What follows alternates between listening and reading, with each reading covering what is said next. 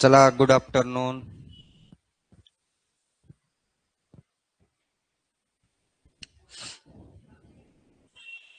चला, ऑनलाईनचे अगोदरच वेळ झालेला आहे, लवकर जॉईन व्हायचंय. तर आपण पिरियडिक क्लासिफिकेशन ऑफ एलिमेंट या चॅप्टरचं इंट्रोडक्शन घेतलेलं होतं. हा चॅप्टर जो आहे चालू आहे. कुठपर्यंत आलो होतो? एलिमेंट्सचं क्लासिफिकेशन झालं. हे झालं का? मेटॅलॉइड्स इथपर्यंत आलेलं होतं.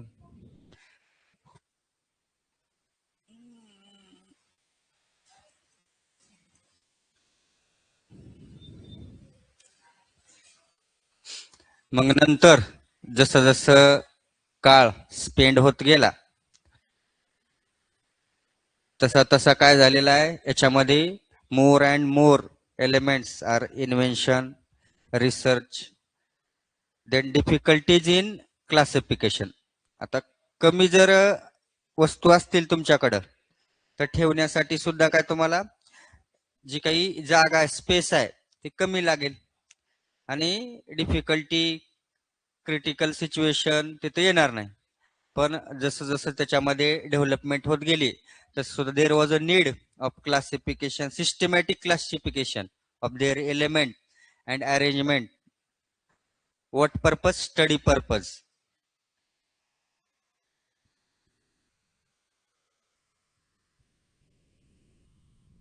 हा, ते नंतरच्या चॅप्टर मध्ये आहे. फर्स्ट 20 एलिमेंट वगैरे पाठ करायला. अगोदर फक्त आपण आता इन हिस्ट्री कशा पद्धतीनं हे जे काही सायंटिस्ट होते आणि हे जे क्लासिफिकेशन करण्याचा प्रयत्न ट्राय केलेला आहे तो आपण अभ्यासणार आहोत. समोर लक्ष द्या रे.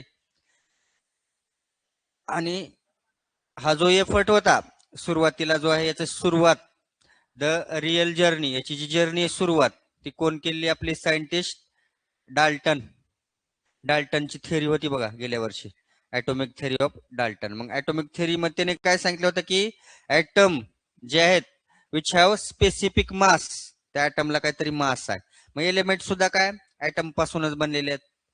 मग त्यांनी सांगितलं की ॲटॉमिक मास हीच property essential for the classification.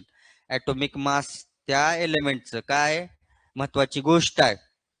आणि त्यांनी कन्सिडर काय केलं?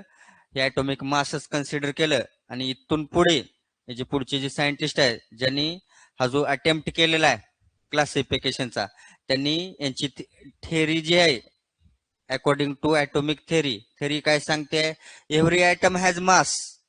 प्रत्येक ॲटमला एक विशिष्ट प्रकारचं मास आहे, एक वजन आहे. आणि ती कुठं आहे? They are concentrated on nucleus of an atom. ते न्यूक्लियसच्या ॲटमच्या न्यूक्लियसच्या आतमध्ये आहे प्रोटॉन आणि neutron. The total number of proton and neutron काय असणार आहे? ते मास नंबर असणार आहे. मग हे कोण सांगितलं होतं? डाल्टन यांनी सांगितलेलं. At the basis of theory of Dalton, डाल्टनच्या थेअरीनुसारच, according to theory of Dalton, first attempt, पहिले जे सायंटिस्ट होते आपले, आता इथं झाले जॉन वुल्फगँग डोबेरानर. वुल्फ गँग म्हणजे काय? वुल्फची गँग का? किती डेंजर नाव आहे बघा, वुल्फ गँग डोबेरानर.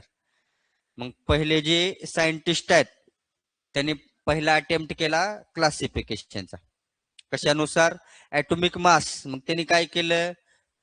इनिशियली ही प्रपोज्ड फर्स्ट 3 एलिमेंट त्यांनी काय केले?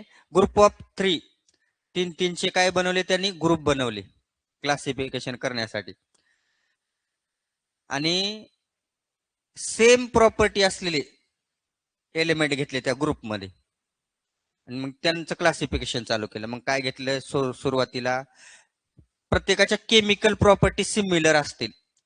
आता क्लासिफिकेशन करायचे, आता मला जर या वर्गामध्ये गट पाडायचे आहेत वगैरे, क्लासिफाय करायचे आहे, तर मी काहीतरी क्रायटेरिया काहीतरी ठरवेन का नाही, डिसाईड करेन. When we started the classification, some criteria काहीतरी एक सेंटर ठेवावं लागेल, केंद्रस्थानी ठेवावं लागेल. मगच आता मग काय, मग ते परीक्षेमध्ये मार्किंग बेसिसवर असतील.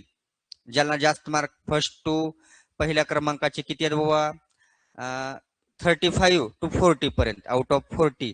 ज्यांना किती आहेत मार्क, 35 ते 40 आहेत, त्यांना काय ए ग्रेड, ही ए ग्रेडची मुलं आहेत. बी ग्रेड थोडीशी मिडल इंटरमिडिएट असणारी, मग ती किती आहेत, 30 ते 35 पर्यंतची. आणि पुन्हा त्याच्यानंतरची अजून, हे कशाहून चालू आहे क्लासिफिकेशन, क्लिअर दिसत नाही, कलर चेंज झाल्यामुळे दिसत नसेल थोडस. ठीक आहे, आपण डार्क कलरच घेऊया पीपीटी साठी. तर काय आहे इथं मी वाचून दाखवतो. In earlier chapter, in earlier attempts, the elements were classified on the basis of their properties. All the elements having similar properties were put in one group called family.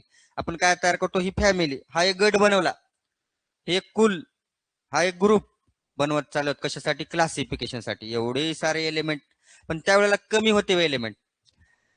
At that time of Dobereiner only 36 element were known. फक्त 36 एलिमेंटच अस्तित्वात होती, ज्ञात होती, माहिती होती. मग 36 एलिमेंटच काय करायचं आपल्याला आता, क्लासिफिकेशन करायचं. मग त्यांनी काय ट्रायड बनवले, ग्रुप ऑफ 3, पेअर, जोडी, दोघ जण मित्र खूप जीवलग असतील, आली बघा जोडी म्हणतो आपण क्लासमध्ये. 3 जण असतील, 3 इडियट काहीतरी नाव असतातच बघा, होते बघा गेल्या वर्षीचे 3 इडियट. अशा पद्धतीने ते ग्रुपमध्ये, तसं ट्रायड म्हणलं, लॅटिन भाषेमध्ये शब्द आहे ट्रायड, म्हणजे त्रिक, 3चा पेअर आहे. मग त्यांनी काय क्रायटेरिया वापरला, त्यांच्या सिमिलर प्रॉपर्टी असाव्यात. मग आता सपोज एक ट्रायड घेतलं आपण, कशाच्या बेसिसवरती घ्यायला लागलोय, ऍटॉमिक थेरीवरती चालू आहे, ऍटॉमिक मास कन्सिडर केलेला आपण. म्हणजे हे जे सायंटिस्ट होते यांनी काय केलं, ही अरेंजड, आता दिसत नाही हा सुद्धा कलर, ब्ल्यू कलर, ही अरेंजड केमिकली सिमिलर एलिमेंट्स. आता फिजिकल प्रॉपर्टी माहिती आहेत आपल्याला, फिजिकल प्रॉपर्टी असणं म्हणजे भौतिक गुणधर्म, काय, शेप, साईज, म्हणजे बाहेर जे दिसायला लागले ते काय झालं, फिजिकल प्रॉपर्टी झाली. त्याचा मेल्टिंग पॉइंट, बॉइलिंग पॉइंट त्या एलिमेंटचा, ते काय झाल्या, फिजिकल प्रॉपर्टी झाल्या. पण केमिकल प्रॉपर्टी, रासायनिक गुणधर्म कोणते आहेत, ते कोणासोबत रिॲक्ट होत आहेत, त्यांची व्हॅलन्सी काय, हे काय झाले, केमिकल प्रॉपर्टी. मग यांनी काय केलं आहे, in the increasing order of atomic mass, हे जे 3 एलिमेंट होते ते काय केले आहेत, चढत्या क्रमानं, कशाच्या, according to their atomic masses, त्यांचे अणु वस्तुमान, अणु भारांक काय केलेलं आहे, सिरियल न घेतले, पण कसं, इन्क्रीजिंग ऑर्डर, चढत्या क्रमानं. मग आता हे घेतल्यानंतर 3चे ग्रुप बनवले, त्यांच्या प्रॉपर्टी सेमच घ्याव्या. तुम्हाला ज्या वेळेस एक्झाम्पल घेतलं जाईल त्यावेळेला लक्षात येणार हे ट्रायड म्हणजे काय. यालाच काय म्हणतो आपण, डोबेरानरचे ट्रायड. डोबेरानरचे triad, write a short note on Dobereiner triads. बऱ्याच वेळा प्रिव्हियस इयरच्या क्वेश्चन पेपरमध्ये ज्यावेळेला आपण सोडवणार आहोत त्यावेळेला तुम्हाला प्रश्न दिसेल की एक नोट लिहा, काय म्हणतो आपण, संज्ञा स्पष्ट करा, डोबेरानरची त्रिक. मग त्याच्यामध्ये एवढं सारं लिहावं लागणार आहे. काय केलंय त्यानं, एक समान गुणधर्म असले 3 एलिमेंट सिलेक्ट केलेले आहेत आणि त्यांच्या ऍटॉमिक नंबर कसं पण increasing order of their atomic masses, त्यांच्या चढत्या क्रमाने ऍटॉमिक मासेस निवडलेले आहेत. आणि त्यांचा जो लॉ आहे, आता एलिमेंट घेतले आता आपण, लिथियम, सोडियम, पोटॅशियम, हे जे एलिमेंट आहेत कुठले आहेत, 20च्या अलीकडलीच आहेत बघा. कमीत कमी मिनिमम 20 एलिमेंट तर तुम्हाला पाठ करा म्हणून सांगितलंय. मग आता हे जे आहेत, लिथियम किती नंबरचा आहे, 3 नंबरचा, ऍटॉमिक नंबर ऑफ 3. सोडियम 11 आणि पोटॅशियम 19. मग आता हे जे एलिमेंट घेतल्यात, मग आता त्यावेळेला ऍटॉमिक नंबर ही कन्सेप्ट माहितीच नव्हती. इसेन्शियल नेसेसरी कन्सेप्ट काय होती, ऍटॉमिक मासच. का बर, अकॉर्डिंग टू डाल्टन थेरी, डाल्टननं मांडलेल्या सिद्धांतानुसारच ऍटॉमिक मास ही त्याची काय महत्वाची प्रॉपर्टी, इम्पॉर्टंट इसेन्शियल प्रॉपर्टी हे चालू होतं, त्याच्यावरती त्याच बेसवरती हे काम चालू होतं. मग इथं काय घ्यायला लागलो आपण, ऍटॉमिक नंबर नाही, आता increasing order of their atomic masses symbol घेतलं आणि ह्यांचं काय करायला लागलं आपण, ह्यांच्या जर प्रॉपर्टी लक्षात घेतल्या, हे सगळे काय आहेत, lithium, sodium, potassium, these are all metal आहेत, सगळे मेटल आहेत, हे आहेत का नाही, all these elements are metal. पहिली प्रॉपर्टी काय सांगितली, सगळे मेटल आहेत. दुसरं काय सांगितलं, all of them react with water to form alkalies and hydrogen gas. आपण पाठीमाग 8वीला सुद्धा पाहिलेलं होतं की मेटलच्या प्रॉपर्टी, नॉन मेटलच्या, ते जर कुणासोबत रिॲक्ट झाले, वॉटर सोबत रिॲक्ट झाले, ते काय बनवायला लागल्यात, अल्कली म्हणजे काय, बेस, बेसिसला अल्कली म्हणतो आपण, आणि हायड्रोजन गॅस रिलीज होत होता. आता आपण सपोज ही प्रॉपर्टी, बऱ्याच जणांना गोंधळात पडतील, एलिमेंट हे मेटल आहेत कशावरून सांगतो आपण, मेटलची कॅरेक्टर दाखवायला लागल्यात, ते काय इलेक्ट्रोपॉझिटिव्ह आहेत. आपण when we consider their atomic number 2 1 2 8 1 2 8 8 and 1 म्हणजे काय आहे, शेवटच्या कक्ष, in the last orbit of their, यांच्या प्रत्येकाच्याच लास्ट ऑर्बिट मध्ये एकच इलेक्ट्रॉन आहे बघा, आहे का नाही, म्हणजे व्हॅलन्सी एक आहे, एक आहे इलेक्ट्रॉन, व्हॅलन्सी इलेक्ट्रॉन एक आहेत, म्हणजे व्हॅलन्सी सुद्धा एकच असणार आहे, एक इलेक्ट्रॉन तो देऊन टाकणार आहेत, म्हणजे इलेक्ट्रोपॉझिटिव्ह इन नेचर. कशात ते इलेक्ट्रोपॉझिटिव्ह आहेत, विद्युतदृष्ट्या धन प्रभारित आहेत, देऊन टाकणार, डोनेट करणार आहेत, सगळ्यांची सेम प्रॉपर्टी आहे. परत दुसरं सांगितलंय, all of them react with water. हा जो आपला एल आहे तो वॉटर सोबत जर रिएक्ट झाला, काय बनवायला लागलेला आहे पुढे जाऊन, हा काय LiO2 प्लस H2, हा काय तयार करेल, लिथियम ऑक्साईड, प्रत्येकाचं असंच असणार, आणि हायड्रोजन त्याच्यामधून रिलीज होणार आहे. पुढे आपण घेतला Na plus H2, they react with water, they always form oxide Na2O plus H2. In similar way, potassium K2K plus H2, तो सुद्धा काय करेल, K2O प्लस H2, म्हणजे तो काय करायला आहे, सिमिलर प्रॉपर्टी. आता येते का लक्षात, आपण जर विचारात घेतलं यांचे गुणधर्म एकसारखेच, लिथियम सुद्धा काय करायला आहे, वॉटर सोबत रिॲक्ट झाला, ऑक्साईड बनवायला लागलाय, हायड्रोजन गॅस लिबरेट करायला लागलाय, निघून जायला लागलेला. परत सोडियम सुद्धा तसाच, आणि also potassium react with water and they always form oxides and hydrogen gas release. त्याच्यापासून काय व्हायला लागलंय,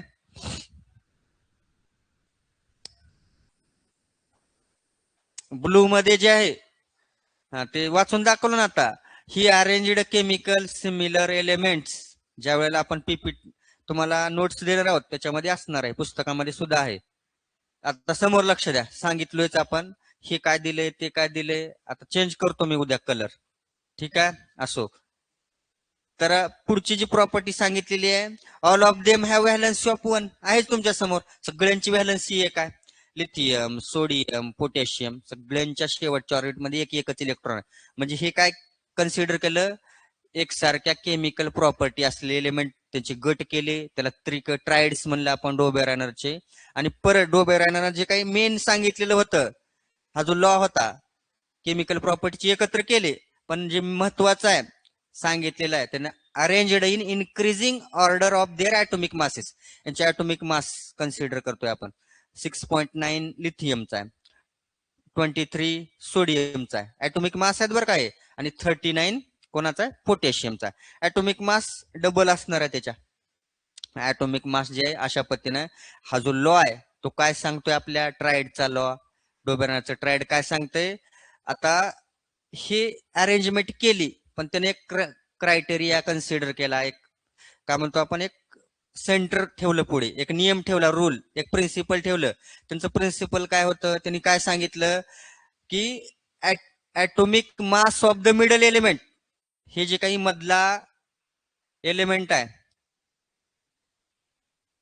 हे दिसायला लागले की रेड कलर ऑनलाईनचे, हे जे आता मधला एलिमेंट आहे आपला सोडियम, याचा ॲटॉमिक मास असं पाहिजे approximately mean of the atomic masses of other two element. कळते का? आता मीन काढणं म्हणजे काय? When we calculation of mean, mean काढतो म्हणजे काय? सरासरी. आता मला काढायची आहे याची सरासरी 40-45 ची. मग मी काय करेन? जेवढ्या संख्येत तेवढ्या ना भागाकार करेन. मग मीन काय आलाय? 85 डिवायडेड बाय 2 काय येईल? 4 परत 2.5 असं काहीतरी येणार आहे.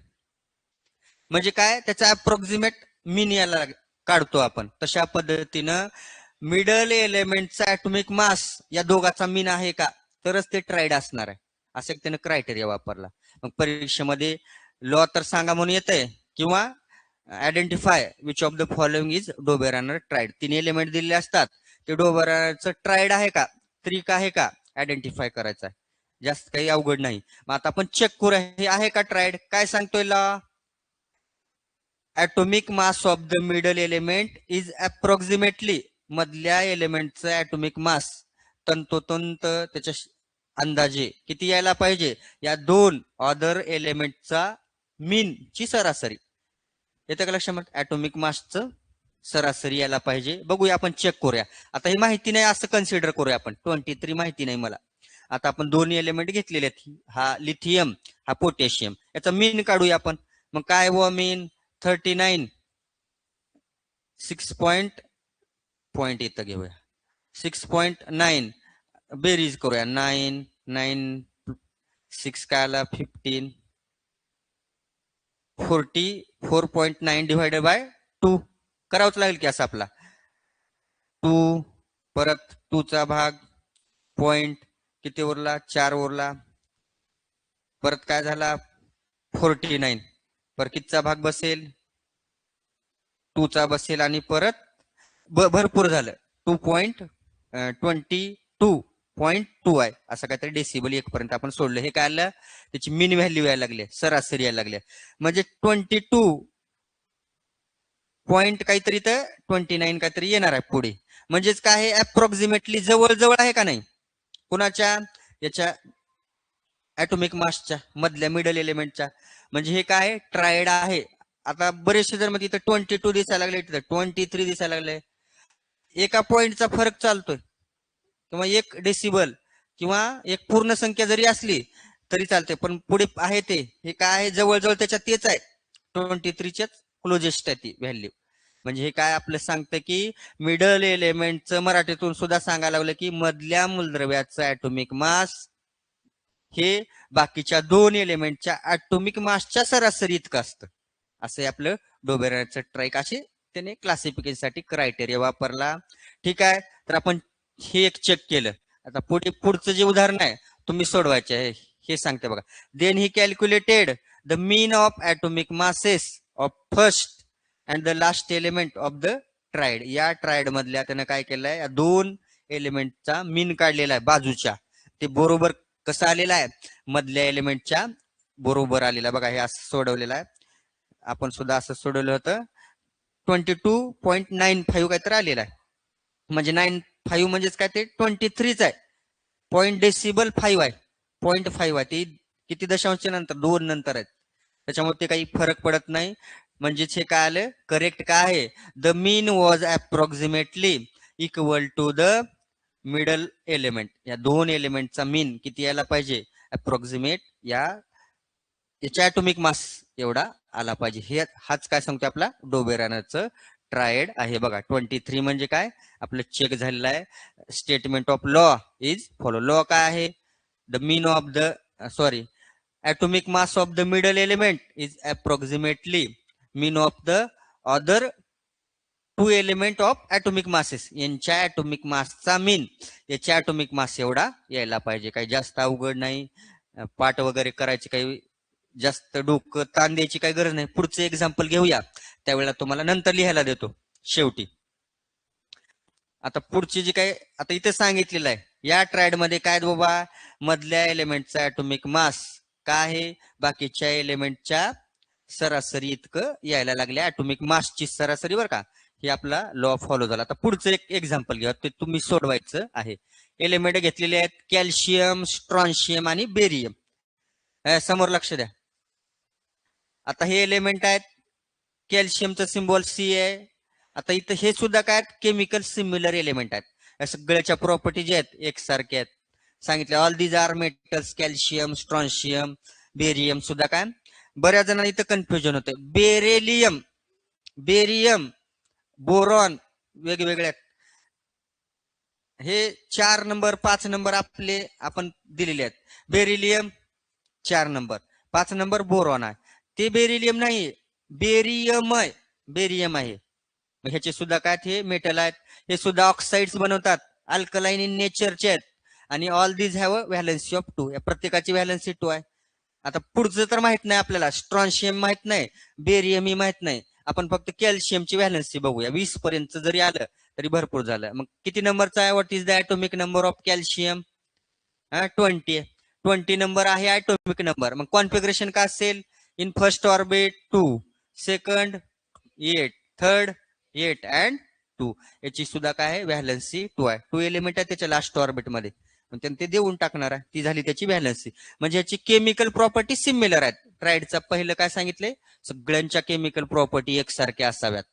ते ट्राईड घेतले. आता आपण चेक करायचं आहे, हे जे कासारबा आहे हे जे ट्राईड आहे का हे चेक करूया आपण. कशानुसार?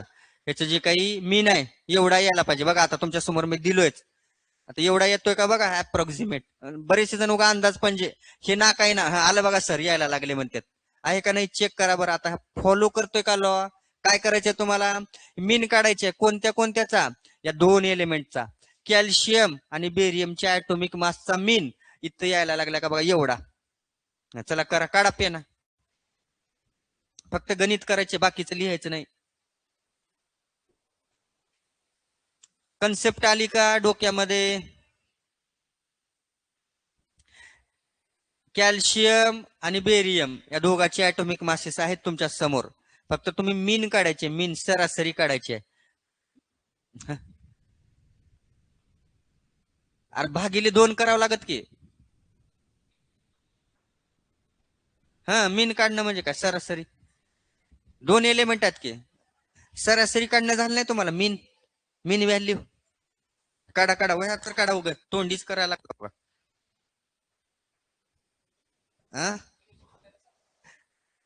बरं काढा वह्या तर काढा, समजत. आता हरभरी बी नाही तर निघाली हरभरी बी.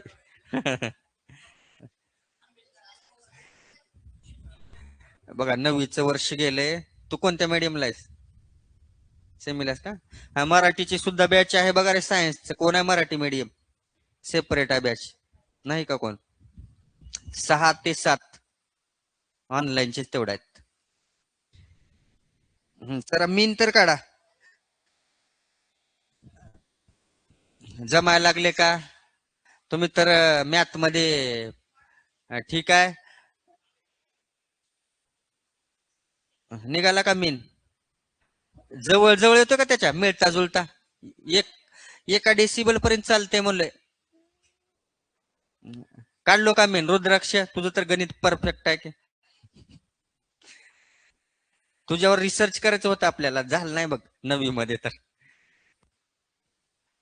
काढा सरासरी काढा. काढलो किती यायला लागले कवा? मग मग त्याच्या काय अंगावर पडायला लागला असं तुम्हाला जागा देवच लागणार असं ठरवून देवताचा जागा. 88 पॉइंट म्हणजे किती यायला लागले? जवळजवळ एक फरक आहे. येते की मग ठीक आहे. मग चालते की एका ह्याच्यापर्यंत चालते, जास्त फरक राहू नये मग ते ट्राईड राहणार नाही. येऊ दे ना मग, काय होतंय मग. मी काय सांगलोय बघा रे, लक्ष द्या. आता आपण मीन काढायला लागले कोणाकोणाचा, याचा आणि या ॲटॉमिक मासचा. मग आपण काय करूया, असं पकडूया. तुम्हाला समजलं असंच घेतो बरं का. 40. आता बघा हे तर कोणाला येणारच आहे की. काय झाला? 4 7 7 1 असंच आहे की. पॉइंटला पॉइंट डिवायडेड बाय 2 करूया आता यालाच आपण इथंच. मग काय होईल? 82 16. 2 × 8 16. परत पुढे काय आले? 1 राहिला याचा. अजून काय झाला? 17 झालं. परत पॉइंट, परत काय राहिला? अजून 1च राहिला. 14. परत 7. 88.7 हा काय लागलाय? मीन यायला लागलाय. मग 88.7 आणि 87.6 म्हणजे कितीचा फरक आहे? एक पूर्ण कंप्लीट नंबरचा फरक आहे. तरी चालतोय. हा एका संख्येचा फरक आहे. पूर्ण कंप्लीट नंबर, पूर्ण संख्येचा फरक आहे, पॉईंटचा नाही बरं का मोठे. मग सांगतोय आपण ट्रायड, आपण ह्याच्यामध्येच दिलोय. हे अप्रॉक्सिमेटली म्हणजे काय? जवळजवळ अप्रॉक्सिमेट व्हॅल्यू आहे ते, सरासरी. काय म्हणतो आपण? अबाउट, सुमारे. आजचं जे टेम्परेचर आहे, अंदाजे सांगतोय आपण किती आहे बाबा, अप्रॉक्सिमेट 44 आहे, 47 आहे. जास्तच गरमी व्हायला लागल्या. येतं का लक्षामध्ये? पॉईंट इकडे तिकडे होऊ शकते. 47 काय आणि 48 काय, पण जास्त फरक चालत नाही बघा. त्यावेळेला ते triad, they will be not follow the law of triad. ट्रायडचा जो लॉ आहे तो फॉलो करणार नाही. अशा पद्धतीने हे काय आहे?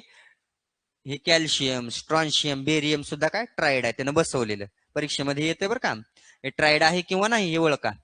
अशा पद्धतीनं हे ट्रायड आहे. Then the calculated mean of atomic masses of first and the last element. मग काय झालं? हे अशा पद्धतीने आपण सोडवलंय, तसंच आहे ते. 88.7 आलेलंच आहे आणि हे लॉ फॉलो करतोय म्हणून सांगायचं. Hence this triad followed the law. हे लॉ फॉलो करायला लागलेला हे ट्रायड. अरे गाढवांनो, आलं का लक्षामध्ये? अशा पद्धतीनं जे आहे. आता पुढे जे आहे, आता पुढचे एलिमेंट आहेत नायट्रोजन, फॉस्फरस, आर्सेनिक. हे 3 एलिमेंटचं ट्रायड दिलेलं आहे. आता हा लॉ फॉलो करतोय का नाही बघा, चेक करा. आता मी देतो तुम्हाला. मोठं झालं का जास्त? ठीक आहे, लक्ष द्या रे इकडं. आता हे जे काही 3 एलिमेंट आहेत, नायट्रोजन, फॉस्फरस, आर्सेनिक, आता हे सुद्धा एक ट्रायड आहे, तुमच्या समोर दिलाय. मग identify given triad follow the rule of Dobereiner. डोबेरानरचं हे त्रिकामध्ये बसते का बघायचंय. मग काय करणार तुम्ही? याचं मीन काढायचंय. मग नायट्रोजनचं माहितीये का? घ्या, सिम्बॉल घ्या आणि यांचे ऍटॉमिक मासेस दिलोय. आता पुढची स्टेप तुम्ही करा. चला करा लवकर. जवळजवळ एकचा फरक चालतोय, पण जास्त 4-5चा फरक चालत नाही. हा चला ठीक आहे, ओके. हा दोन्ही ठीक आहे. ऑनलाईनच्या विद्यार्थ्यांनी पण करेक्ट सांगितलेलं आहे. चला करा, फास्ट करा. चला लवकर मीन काढा. कोणत्या कोणत्याचा काढ चाल? मिडल एलिमेंटचं काही नाही. मिडल एलिमेंट एवढा यायला पाहिजे, ऍटॉमिक मास एवढा. 2चा मीन काढायचा बाकीच्या, नायट्रोजन आणि आर्सेनिक. किती यायला लागलं मीन? आता बरेचसे जण हा यायला लागला बा, 31-32 येऊ लागलाय. 32 अंदाजे येत नाही काही यायला लागलाय. सांग बरं रुद्राक्ष, किती वेळाला सांग जे येतं ते. तू तर असंच. हा इकडे रे, मॅथ. चला हे आता हे दोघं तिघं मॅथलाच होते, यांचं काय माहित नाही मला. कोरे किती यायला लागले बघा, नुसतं ऍडिशन आणि डिवायडेशन. हा हा, वा वा, गुड. ठीक आहे. मग काही ताळमेळ लागायला लागला का? जास्त आहे, भरपूर आहे. म्हणजे हे काय? This is a not of Dobereiner triad. हा भागिले 2. हा चालतंय, ठीक आहे. तर हे जे आहे, तुमचं काय यायला लागलंय मुली? 44 पॉईंट. ठीक आहे, आपण हे करूया. आपण येते का बघूया. हा 400 कशाला येते? अरे इथं येणार आहे ना, हे बघ लक्ष द्या. 74.9 40 आहे, 0 आहे. मग काय केलं आपण? 9 ला 9 अगोदर ऍडिशन करून घेतली. 88.9 डिवायडेड बाय 2. 4 पॉइंट आणि 9 म्हणजे काय? कितीनं जाईल? 4 न जाईल परत. बस झालं, भरपूर. 44.4 यायला लागलेला आहे. मग आता आपलं इथं जे आहे हे काही जुळायला लागले का? 44 कितीचा फरक आहे? खूप फरक आहे. म्हणून हेन्स दिस ट्रायड, हे जे दिलेलं त्रिक आहे, this is a not followed the Dobereiner triad law. हा काय करतोय? डोबेरानरचा लॉ फॉलो करत नाही. म्हणून हेन्स येतो की आयडेंटिफाय बाकीचे दुसरे देते देतात ऍटॉमिक मासेस. तुम्ही सुद्धा पाठ करा. ऍटॉमिक मासेस देतात तिथं. ऍटॉमिक मासेस गेल्या वर्षी आपण ऍटॉमिक मासेस दिलेच होते की त्या ह्याच्यामध्ये कोणत्या चॅप्टर मध्ये 4 नंबरचा measurement of matter. Atomic masses देतात, तुम्ही फक्त कॅल्क्युलेशन करायचे. हे समोर लक्ष द्या. म्हणून हे सांगायचे आहे हा जो आहे डोबेरानचं ट्रायड नाही. मग या पद्धतीनं बऱ्याच ठिकाणी हे आयडेंटिफाय करा म्हणून दिलेलं आहे. तर सांगितलं then he calculated the mean of atomic masses of first and the last. त्यावेळेला काय झालेलं आहे, याची मीन काढला, त्यानंतर याचा कुठंच ताळमेळ लागला नाही. 44 झालेला आहे. कितीचा डिफरन्स आहे? 44 31. 30-40चा डिफरन्स यायला लागलाय. त्याच्यामुळे हे काय, this is a not follow the law of Dobereiner triad. हा काय अरे ते करेक्ट आलं, पण लॉ फॉलो करायला लागले का म्हणायला लागलोय. म्हणून हे डोबेरानरचं ट्रायड नाही हे सांगायला लागलोय आपण. ठीक आहे. हे जे काही डोबेरानर सांगितलं. आता बघा limitation of Dobereiner law of triads. आता हे जे काही डोबेरानर लॉ काढलेला होता, त्याने अटेम्प्ट केलेला होता हे क्लासिफिकेशनचा आहे. समोर लक्ष द्या. झालं, आता बंद करूया. मग लिमिटेशन काय आल्या बाबा याच्यावरती. हे जे काही ट्रायड्सचा लॉ काढलेला होता तो बरेचसे एलिमेंट आताच्या सारखे in that time of Dobereiner the among the some element, बाकीचे एलिमेंट पेक्षा काही एलिमेंट हे लॉच फॉलो करणं झाले. त्याच्यामुळं हा जो काही डोबेरानर दिलेलं काही ट्रायड्स होतं त्याला लिमिटेशन आल्या, मर्यादा आल्या आणि हे चाललं नाही, फेल झालं. पहिली जी याची डोबेरानर कुड आयडेंटिफाय ओनली फ्यू ट्रायड, हात बोटावर मोजणे इतकेच हे त्रिक फॉलो करायला लागले लॉ. आणि बाकीचे जे आहेत हे लॉ फॉलो करणं झाले. कोणता लॉ आहे? मीन ऑफ मिडल एलिमेंटचं जे काही ऍटॉमिक मास आहे, atomic mass of the middle element is approximately mean of the atomic masses कोणाचा, ऑफ द अदर 2 एलिमेंट. हे जे काही आपला लॉ होता ते फॉलो करणार. फक्त काहीच element like calcium, strontium, barium, lithium, sodium, potassium असे काहीच एलिमेंट हा लॉ फॉलो करत होते.